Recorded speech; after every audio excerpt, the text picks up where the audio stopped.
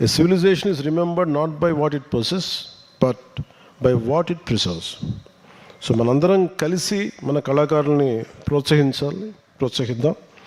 Vocal for local మాత్రమే కాదు, local to global అనే లక్ష్యంతో ఆంధ్రప్రదేశ్ హస్తకళని ప్రపంచ నలుమూలలకి తీసుకెళ్దాం. ఇవన్నీ కాకుండా ఇందాక దానిలో వస్తూ ఉంటే శ్రీమతి మహమ్మద్ షబానా గారిది, శ్రీమతి ఖుర్షీద్ గారు, మీరు 15 సంవత్సరాల నుంచి నెల్లూరు ఉదయగిరిలో ఈ కట్లరీ చేయటం, ఏలూరు కార్పెట్కి సంబంధించి శ్రీ ఎంఏ హఫీజ్ గారికి, ఒక మాస్టర్ ఆర్టిజాన్ శ్రీ వంశీ గారికి, తిరుపతి వుడ్ కార్వింగ్, ఇందాక నేను చెప్పింది MBA చదువుకొని వచ్చారని ఆయన. వీటితో పాటు చాలా ఆశ్చర్యంగా ఒక స్టార్టప్స్ ఉన్నాయి. నీమ్ టాయ్స్ అని వేప కలపతోటి బొమ్మలు చేయటం. 2 స్టార్టప్స్ చూసి చాలా ఆనందం అనిపించింది. వన్ ఈజ్ నీమ్ టాయ్స్ అని చెప్పి శ్రీ స్టాలిన్ గారి, అలాగే సింపుల్ డేస్ అని చెప్పి శ్రీ రవి గారి ప్రోడక్ట్స్ చూస్తుంటే ఎంత ఇన్నోవేటివ్గా ఉంది. ఇట్లాంటి వాటికి ఆంధ్రప్రదేశ్ ప్రభుత్వం మనస్ఫూర్తిగా మీకు మరింత మార్కెట్స్ బలోపేతం వాళ్ళు మరింత దగ్గరగా తీసుకెళ్లాలనేది మా అభిప్రాయం, మా తపన.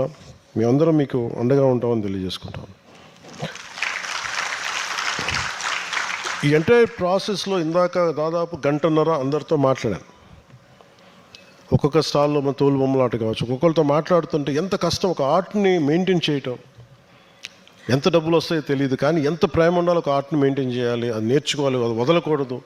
అది డిఎన్ఏలోకి వెళ్ళిపోయిన ఆర్ట్, వంశపారంపర్యంగా వచ్చిన దాన్ని వన్స్ అది డిఎన్ఏలోకి వెళ్ళిపోతే దాన్ని వదులుకోలేము. సో అలాంటి వాటికి ఏం చేయాలి అని మాట్లాడుతూ ఉంటే నేను ఇందాక ఒక్కొక్కరితో మాట్లాడుతుంటే మనం ఏం చేయగలం, ఇంకా బెటర్మెంట్ ఏం చేయగలం అనుకున్నప్పుడు ఇక్కడున్న ముఖ్యంగా ఈ కార్యక్రమానికి మూల కారకులైన అధికార యంత్రాంగానికి, చైర్మన్స్కి, అందరికీ, కార్పొరేషన్ చైర్మన్స్కి కూడా నా విన్నపం కూడా ఏంటి అంటే మనకి అంటే మార్కెటింగ్ పెంచగలగాలి. ఇప్పుడు నేను పంచాయతీని ఇప్పుడు ఉదాహరణకి మనకి ఏటికొప్పాక బొమ్మలు, అంటే మెయిన్ ఒక వుడ్ బ్యాంకు ఉదాహరణకి ఏటికొప్పాక బొమ్మలు కావచ్చు, కొండపల్లి బొమ్మలు కావచ్చు, అన్నమయ్యలో జిల్లాలో సెట్టిగుంట సంబంధించిన వుడెన్ టాయ్స్ కావచ్చు, తిరుపతిలో ముఖ్యంగా మన ఈ రిలీజియస్ వుడ్ కార్వింగ్ సంబంధించి, అలాగే ఉదయగిరిలో వుడెన్ కట్లరీ చేయడానికి, అలాగే బొబ్బిలివేన్ చేయడానికి, వీటన్నిటికీ కూడా చాలా కలప కావాలి. ఒక్కొక్క దానికేమో అంకుడి చెట్టు కావాలి, ఇంకో దానికి తెల్లపునికి కావాలి, ఇంకో దానికి పెదమాన్ చెట్టు కావాలి, ఇంకో దానికి నేరేడు అంకుడి చెట్టు కావాలి, ఇంకోటికేమో వేప, బిక్కి చెక్క, కల్ది చెక్క, పాల్బర్కి, అలాగే బొబ్బిలి వెనక్కి పనస చెక్క, ఇలాంటివన్నీ ఉన్నప్పుడు గతంలో నేను ఏటికొప్పాక ఒక 22లోనే ఎప్పుడో వెళ్తుంటే ఏటికొప్పాక బొమ్మలకి ఈ అంకుడి చెట్లు లేవు, ఉదాహరణ కొండపల్లికి తెల్లపునికి చెట్లు లేవు, ఏదైనా కొట్టుకుందామంటే మాకు అధికారులు మమ్మల్ని వేధిస్తున్నారనే ఒక ఆలోచన నాకు తెలియజేశారు అప్పుడు. అందుకే ప్రభుత్వం రాగానే ముందుగా మేము చేసింది వారి మీద ఎలాంటి కేసులు లేకుండా అలాగే వుడ్ బ్యాంక్ని డెవలప్ చేయడం చేసాం.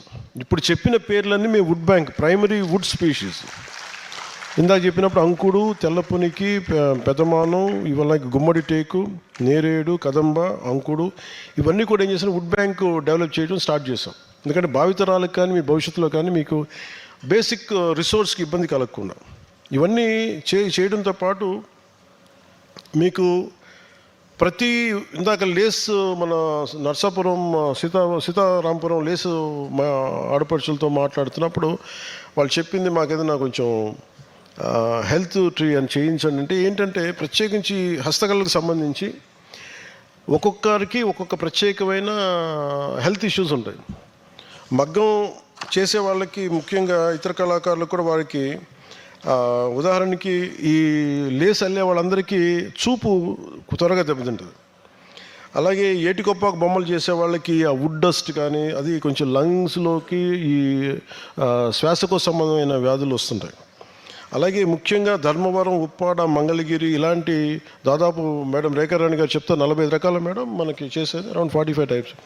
వీళ్ళందరికీ కూడా ఈ మగ్గాలు నేసినప్పుడు ప్రత్యేకించి వాళ్ళకి ఈ ప్రత్యేకమైన ఆరోగ్య సమస్యలు ఉంటాయి, కొన్ని బ్యాక్ ఇష్యూస్ ఉంటాయి. అందుకని నేను మన పేషి అధికారులకు నేనేం చెప్పానంటే మిగతా వారితో అనుసంధానం చేసి, ఉదాహరణకు సీతారాంపురానికి డాక్టర్లను పంపించి అసలు ఎంతమందికి ఒక హెల్త్ టెస్ట్ చేయించమని చెప్పాను ఇందాకే.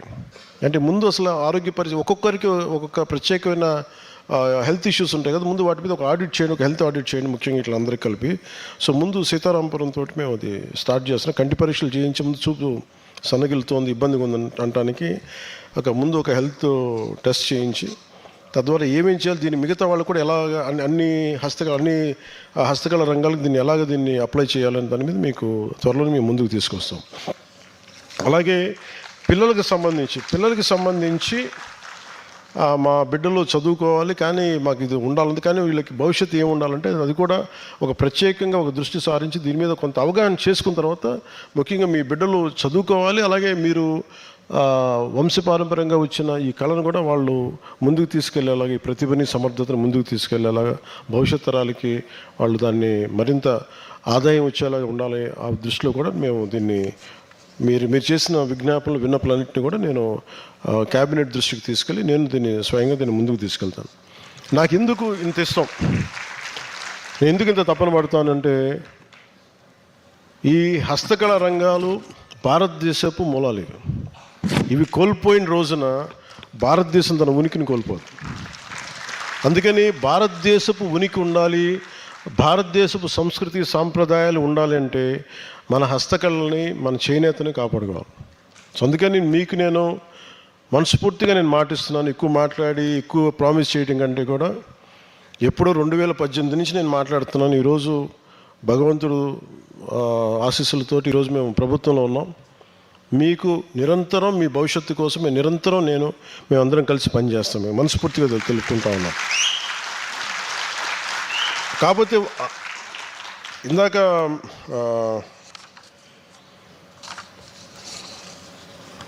మేడం సుచిత్ర ఎల్ల గారు మాట్లాడుతూ ఇందాక మేమిద్దరం వారు అదే చెప్తా ఉన్నారు. చేనేత మనకి లేపాక్షి కావచ్చు, అలాగే ఈ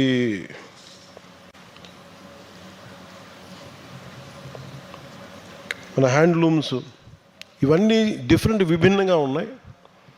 వీటన్నిటికీ సంబంధించి ఇంటిగ్రేటెడ్గా మనం ఏదైనా చేస్తే బాగుంటుంది అని అన్నప్పుడు నాకేమనిపించిందంటే, నేను అధ్యయనం చేసి ఇక్కడున్న ఇందాక అంటే ఎంత బ్రిలియంట్ పీపుల్ అంటే మనుషులు ఉన్నారు దీని వెనకని చెప్పడానికి. ఉదాహరణకి ఎక్కడో అమెరికాలో చదువుకొని ఆవిడ బెంగళూరులో ఉంటూ ఒక ఆర్ట్ క్యూరేటర్గా ఉంటూ శ్రీమతి సుధా మల్లెన్ గారికి అంటే డిజైనింగ్ ఎంత ఇంపార్టెంట్ అనేది చెప్పడానికి ఆవిడ నిదర్శనం. Thank you ma'am, thanks for all your ideas and suggestions. అంటే ఇలాంటి బ్రిలియంట్ పీపుల్ని గుర్తించిన మన రాష్ట్ర అధికారులందరికీ చాలా నా ప్రత్యేక ధన్యవాదాలు తెలియజేస్తున్నాను. అంటే మీరు ఇందాక ఏటికొప్పాక బొమ్మలు అడుగుతూ వాళ్ళు ఏమన్నారంటే, మేము గిఫ్ట్ చేస్తున్నప్పుడు మాకు బాక్సెస్ లేవు, మాకు అందంగా ఇచ్చేయంటే అన్నీ కలిపి లేపాక్షి బాక్స్లో పెట్టేస్తున్నాం. నాకేమనిపించిందంటే, ప్రతి కళాకారుడికి ఇందాక రాజు గారు అని చెప్పి మన సవర ఆర్ట్ గురించి మాట్లాడుతున్నాను. నాకేమనిపించింది, ప్రతి కళాకారుడికి ఒక కథ ఉంటుంది. ప్రతి కళాకారుడు ఎన్ని గంటలు కష్టపడతాడు అంటే, ఫర్ ఎగ్జాంపుల్ మనం ఒక ప్రోడక్ట్ చేస్తే ఆ ప్రోడక్ట్ వెనక ఒక చిన్న కథ ఉంటుంది. ఇన్ని గంటలు నేను పనిచేశాను,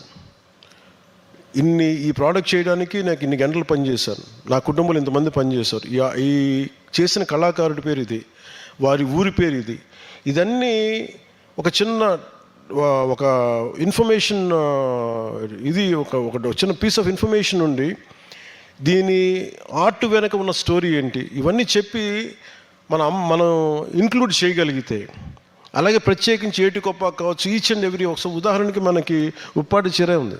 ఉప్పాటి చీరకు కూడా జనరల్గా ప్యాక్ చేసి ఇచ్చేయడానికిను దాని తాలూకు ఒక ప్రాపర్ గిఫ్ట్ ర్యాప్ ఒకటి చేయగలిగితే, ఒక గిఫ్ట్ బాక్స్ లాంటిది, ఇవన్నీ చాలా చాలా ఒక ప్రత్యేకత చేస్తాయి. ఉదాహరణకి మ్యాక్రోన్ గారికి మన ప్రధానమంత్రి గారు మనకి మన రాష్ట్ర సాంప్రదాయాన్ని మన కలంకారీది ఇచ్చినప్పుడు మామూలుగా ఇవ్వడం వేరు, దాన్ని ప్రాపర్గా తీసుకెళ్ళి ఒక గిఫ్ట్ ర్యాప్లో తీసుకెళ్ళి ప్రాపర్ దాన్ని ప్రజెంట్ చేస్తే దాని ఉనికి, దాని విలువ 10 అయిపోద్ది. And there is a story behind, ఒక కథ ఉంటుంది దాని వెనక. ఆ కథను తెలియజేయడం. అలాగే కొత్త కొత్త ఇన్నోవేటివ్ కాన్సెప్ట్స్, చేసిన బొమ్మలే చేస్తే కొన్ని రోజుల తర్వాత మనిషికి సహజమైన గుణం మార్పు, కొత్తవి కోరుకుంటూ ఉంటాడు, చూసిందే కదా. అలా అందుకని ఎప్పటికప్పుడు కూడా ఇన్నోవేషన్ ఒకటి జరుగుతూ ఉండాలి, కొత్త ఐడియాస్ తోటి కొత్త బ్లెండ్ చేయటం కానీ ఇవన్నీ ఉండాలి. అంటే మనకి సుచిత్ర ఎల్లా గారు లాంటి వాళ్ళు, సుధామలిని గారు, లేదంటే రేఖారాణి గారు, ఇక్కడున్న మన విశ్వ గారు, ఇలాంటి మన హరిప్రసాద్ గారు, మీరు మరింతగా ఎక్కువ మందిని అర్థం చేసుకోగలిగే దీనిని ఇంకెంత ఇప్పుడు మీరందరూ ఇంత కష్టపడుతూ ఉన్నారు, కార్పెట్లు మీరు నేస్తారు. ఆ కార్పెట్ వెనక మీకు ఒక ఏలూరులో మీరు కార్పెట్స్ చేస్తున్నప్పుడు ఒక స్టోరీ ఉంటుంది, ఇంతమంది పనిచేశారు దీని వెనక, ఇంత కష్టం ఉంది. అదే ఈ ఇరాన్లో కానీ యూరోప్లో కానీ ఎనీ ఫారిన్ కంట్రీలో దానికి ఒక చాలా అందంగా కథ చెప్తారు, ఇంత కష్టం ఉంది దీని వెనకాల. అప్పుడు మనం అది వస్తువు పట్టుకున్నప్పుడు దాని తాలూకు విలువ తెలుస్తుంది మనకి, ఇంత దీని వెనక ఇంత కథ ఉందనేది. అందువల్ల మనకు గౌరవం పెరిగి దాన్ని జాగ్రత్తగా చూసుకుంటాం, ఇట్ బికమ్స్ ప్రెషస్. అలాగే నేనేం చెప్పానంటే, అందరితో మాట్లాడుతున్నప్పుడు మనకి ఉదాహరణకి మనకి ఇన్ని దాదాపు నా ఉప్పాడ దగ్గర నుంచి, చేనేతల దగ్గర నుంచి, మనకున్న హస్తకళల దగ్గర నుంచి ఒక్కొక్కటి ప్రత్యేకమైన గ్రామాలు, ఊర్లు ఉన్నాయి. ఈ ఊర్లని మనం వదిలేస్తున్నాం. కానీ నేనేమన్నానంటే, టూరిజం తోటి మీరు ఎందుకు అనుసంధానం చేయకూడదు?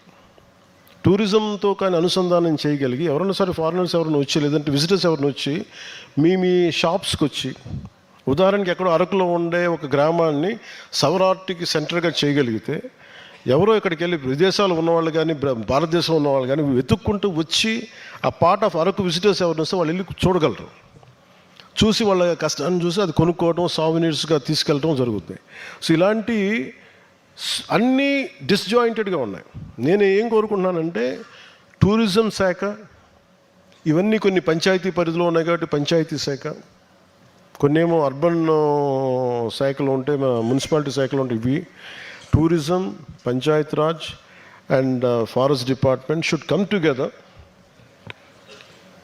And integrate to make sure that sufficient recognition will be there, right recognition will be there for each and every artisan. ప్రతి ఒక్క కళాకారుడికి గుర్తింపు ఉండాలి.